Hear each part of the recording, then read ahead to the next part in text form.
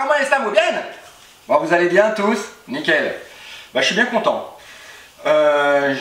Vous vous souvenez, j'avais fait il y a quelque temps une petite annonce sur la page Novice-Car, mais sur Facebook, en disant « Oh là là, t'as vu la bombe là-bas ?» D'ailleurs, pour vous remémorer un petit peu, je vous remets un extrait directement sur cette vidéo, pour que vous puissiez vous remémorer un petit peu les faits. Hey.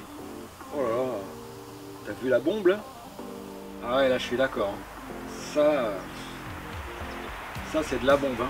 Ah bah moi perso, j'adore ces formes. Hein. Ouais, alors là je suis complètement d'accord avec toi. Hein. Là, ces formes lui vont super bien. Hein. Ah ouais, de belles formes. Ouais, à côté de ça, on doit bien l'avoir en main. Hein. Ah, elle est belle, hein. Elle est grande. Oh là là. Le noir lui va super bien. Hein. Oh, c'est une bombe. Oui, c'est vrai que le noir lui va bien, mais je pense qu'une autre couleur lui irait super bien aussi. Ouais. Le bleu. Ah, j'avais demandé à ce que vous puissiez commenter, justement, que vous puissiez trouver le sujet de la vidéo. Malheureusement, j'ai pas eu de commentaire. C'est ballot parce que j'ai utilisé souvent le même mot, le mot bombe. Et évidemment, aujourd'hui, je vais vous montrer comment moi je pratique lorsque je dois rénover, restaurer une pièce métallique ou en plastique et que je dois la repeindre à la bombe. Donc évidemment, quand je disais le jeu des couleurs, les bombes maintenant en aérosol, en spray, il en existe, mais alors des milliers de références, il y a des centaines et des centaines de couleurs. Lorsqu'on va même chez un concessionnaire ou lorsque je fouille un petit peu sur peinture voiture, j'ai même la référence exacte de la peinture de mon véhicule. Donc si j'ai une retouche à faire, un bas de caisse ou n'importe quoi, c'est extrêmement facile. Les bombes maintenant, elles sont parfois toutes rondes, des fois il y a même des poignées qui s'adaptent sur le manchon, sur la buse de l'aérosol pour pouvoir bien balayer, on appuie, ça crache la peinture et on fait quelque chose de très propre. Mais il faut quand même prendre des précautions.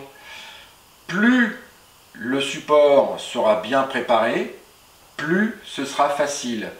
Plus j'ai un déplacement linéaire, plus la peinture va s'étaler de façon uniforme. Évidemment, le but, vous l'avez compris, il ne faut pas se couler. Hein, avec les coulures justement qui peuvent apparaître et qui peuvent évidemment faire un travail un peu dégueulasse, on va dire, on va appeler un chat. Hein. Voilà. Donc aujourd'hui, on va apprendre à peindre avec une bombe de peinture. Générique.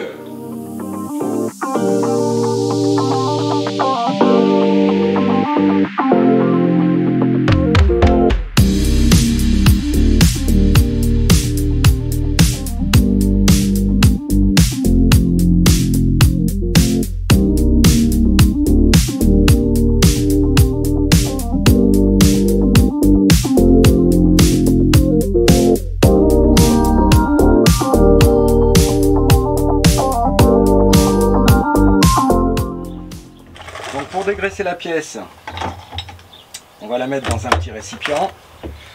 Le diluant universel, hein, donc synthétique, je m'en étais servi lorsque je vous ai expliqué comment moi je pratiquais pour dégraisser une pièce, un bloc moteur notamment, et on s'était aidé d'un barbecue qui était hyper sale, et avec un pinceau, ni plus ni moins, je vais pouvoir badigeonner l'intégralité de ma pièce.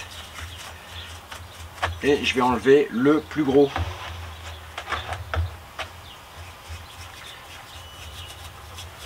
Donc un vieux pinceau. On voit que là on voit facilement que tous les parties de graisse là qui sont alors c'est de la graisse moteur, hein. Vous voyez bien que ça part assez facilement quand même.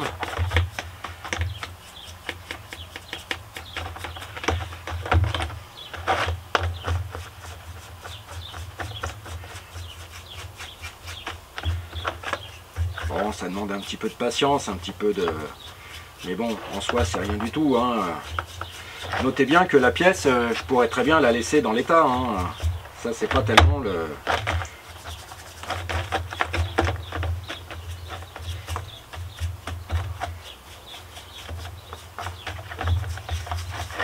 Là, on voit bien toutes les inscriptions, les références des pièces. J'avais fait allusion aussi au tout démarrage de Noviscar, comment on pouvait commander les pièces. Je vous fais un petit rappel, si demain vous devez commander cette pièce-là, en admettant, la référence de la pièce, elle est gravée hein, sur la pièce. Et ça, c'est valable pour toutes les pièces de voiture. Hein. Chaque marque, évidemment, a sa façon de référencer un petit peu ses propres pièces. Mais la finalité, ça, elle est là. Hein. Je veux dire, c'est...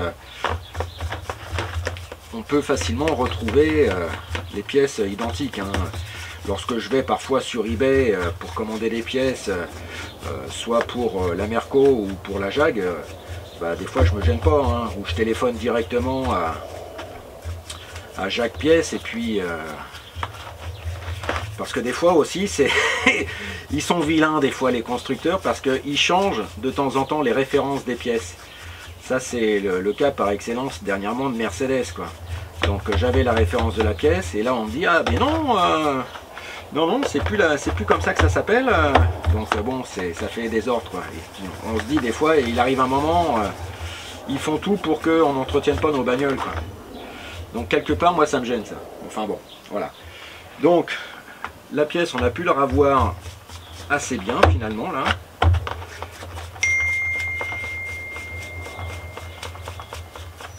Voilà. Donc l'idée maintenant, bon il y a deux cas, hein, c'est soit je vise la perfection, ou enfin moi personnellement je vais laisser comme ça, parce que déjà ça me plaît bien. Je vais mettre ça là. Le surplus, parce qu'après ça ira dans un bidon exprès que j'emmènerai à la déchetterie. Je vais mettre ça là-dedans. Bah non parce que s'il y a du vent je vais prendre quelque chose de plus lourd, voilà. Je vais mettre ça là. Et maintenant ce que je vais faire, c'est que dans la cuisine, je vais mettre dans un petit récipient de l'eau bouillante et avec une vieille éponge à vaisselle qui sert par exemple à faire soit les WC ou la salle de bain, je vais essayer de creuser un tout petit peu plus la saleté qu'il y a à droite et à gauche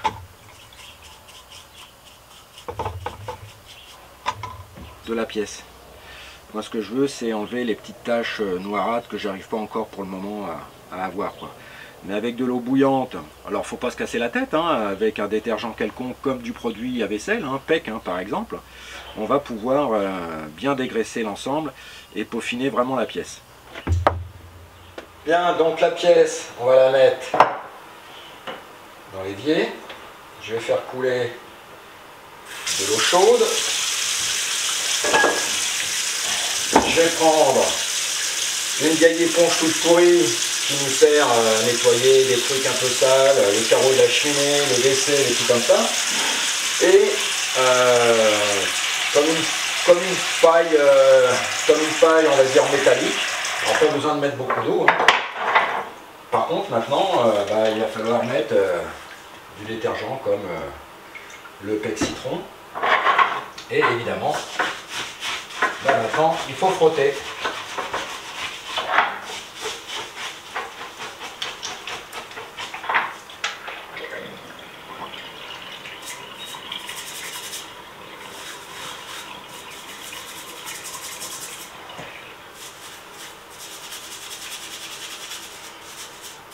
Comme ça tous les tout petits résidus d'impureté qui flottent encore vont complètement disparaître.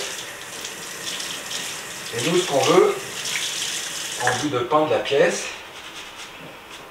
on veut quelque chose de bien propre. Hein. Alors moi j'ai une petite politique, il vaut mieux perdre 3 minutes sur un petit bout de pièce en se disant oh c'est pas grave, si tout est grave.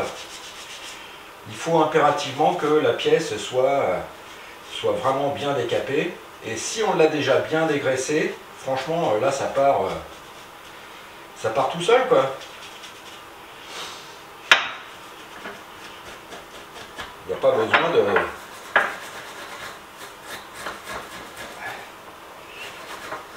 Il n'y a pas tellement besoin de forcer, quoi.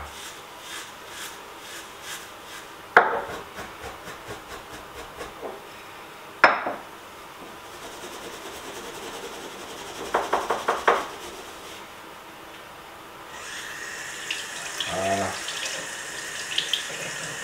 Donc il y a un petit point là, il y a un point que j'arrive pas à avoir. Alors le problème, c'est vrai que sur les vieux moteurs comme ça, il y a des endroits qui chauffent un petit peu plus que d'autres. Alors là, ça m'étonnerait parce que c'est une pièce qui vient brider la dynamo, que je vais changer certainement en alternateur. Hein. Bon, ça pose pas tellement de problème, je vous expliquerai le moment venu, hein, pour ceux qui veulent refaire un jour une vieille voiture. Mais l'huile, parfois, ça cuit, ça recuit. C'est un petit peu comme dans un four. Moi, j'ai pas de leçon à donner à qui que ce soit, hein. Mais si demain, vous négligez de faire votre four correctement et régulièrement, les graisses de cuisson, ça va tellement devenir gras, ça va tellement devenir pourri, que forcément, il va arriver un moment, on va avoir énormément de mal à tout avoir. Donc, plus j'entretiens, plus je nettoie, et en fait finalement moi je suis embêté, quoi. Donc, la pièce elle est propre. Voilà, je vais vous faire un gros plan.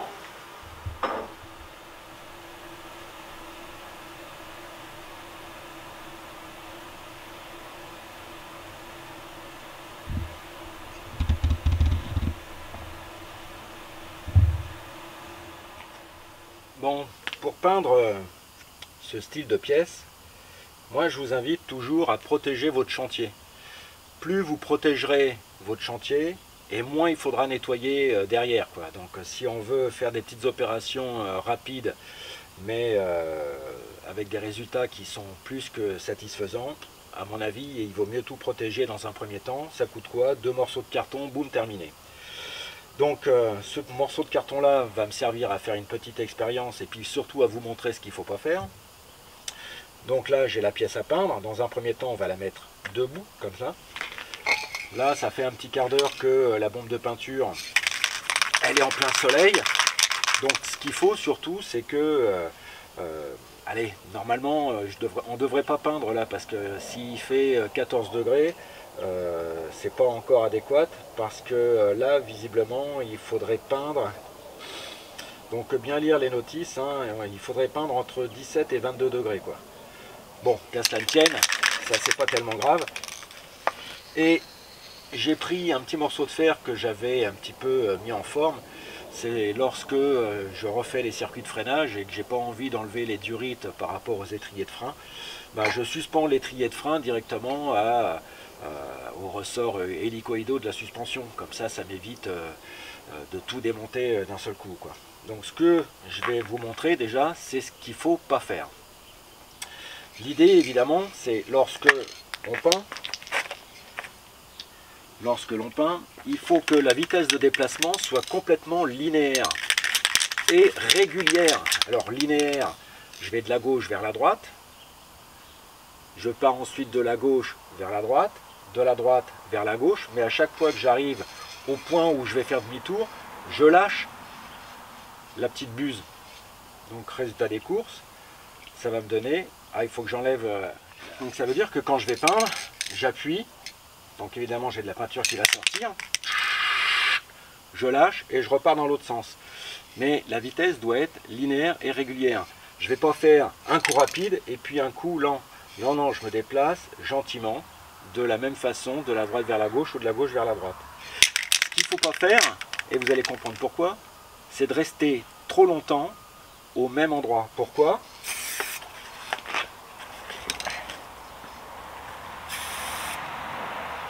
Parce que voilà ce qui se passe. Je vous fais un gros plan. Voilà, si je tarde trop à utiliser la bombe au même endroit, je vais faire ce qu'on appelle des coulures, hein. Donc ça, sur une pièce, après, il faut laisser sécher, il faut poncer, il faut recommencer. on perd du temps là. Donc si on travaille bien d'entrée de jeu, tout va bien. Donc la bombe de peinture est bien secouée.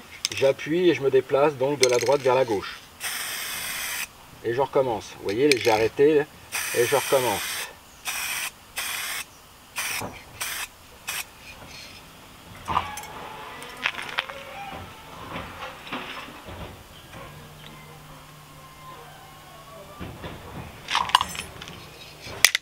Et je recommence de la droite vers la gauche.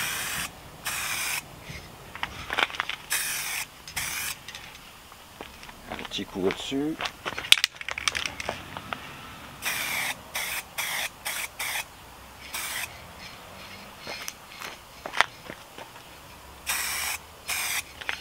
Voilà.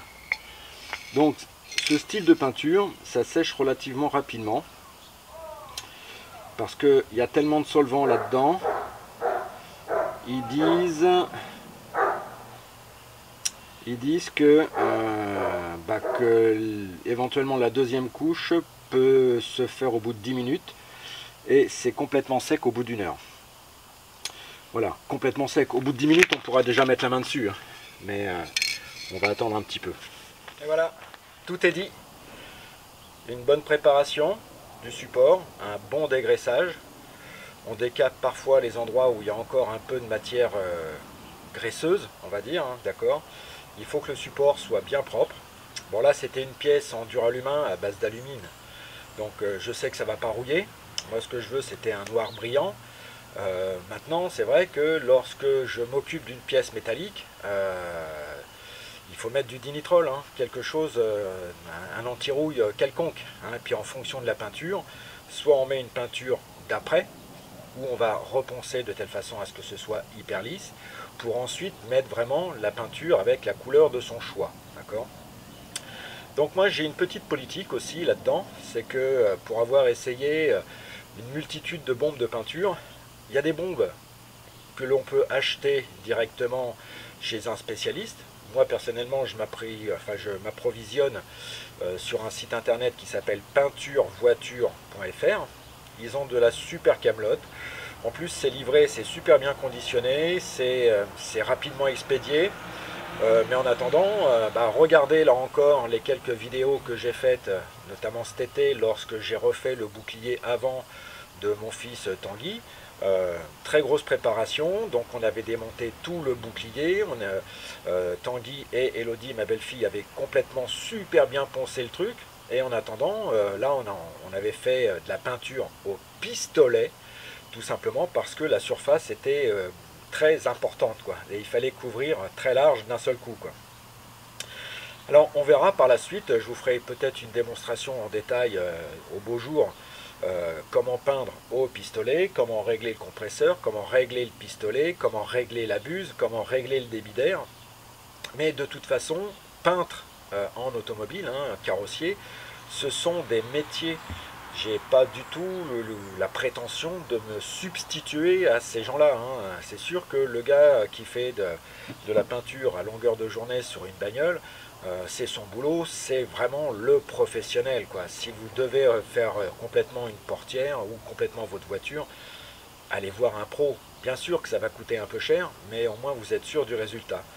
Alors que, il n'y a pas si longtemps, moi j'ai repeint la portière du Coléos et j'ai repeint les dessous de caisse de la Jaguar. C'est sûr que lorsque j'ai poncé, et la première fois, il y avait des petites coulures qui ne me plaisaient pas, donc j'ai reponcé et j'ai recommencé, je m'y suis pris à 2 fois. Mais avant d'avoir le résultat qui est plus que satisfaisant, des fois, il faut reconnaître, hein, des fois il y a des ratés. Mais en attendant, c'est sûr que si j'achète 1 kg de peinture, par exemple pour la Jaguar, ça va me coûter 70 balles. Alors que si je refais faire le bas de caisse chez un spécialiste, bim, là c'est le billet de 500 qui va partir. Donc vous voyez, après, il faut peser les pommes de terre, notamment à l'époque où on vit, quoi, où tout le monde doit faire attention à sa thune, quoi. Enfin bref, conclusion, lorsque je dois peindre à la bombe, donc un support super propre, je vais de la droite vers la gauche et je lâche. Je reprends, j'appuie et je rebalaye vers la droite. Et le mouvement doit être rectiligne, uniforme. Je ne vais pas aller tout doucement tout simplement parce qu'on l'a bien vu dans la vidéo, je risque de faire des coulures. Donc j'ai un déplacement qui doit être linéaire, qui doit être régulier. Je ne vais pas faire vite, vite, hein. Je vais me déplacer à une certaine vitesse. Vous verrez, hein, de toute façon, c'est que dès l'instant que vous verrez la coulure apparaître, de toute façon il sera trop tard. Il faudra laisser sécher et il faudra reponcer pour recommencer. Mais en attendant, la pièce qu'on a fait, tous ensemble, on l'a quand même vachement bien réussi. Et je vous en remercie. Donc toujours le même rituel, on n'oublie pas, bim bim, bim, et ciao, bye.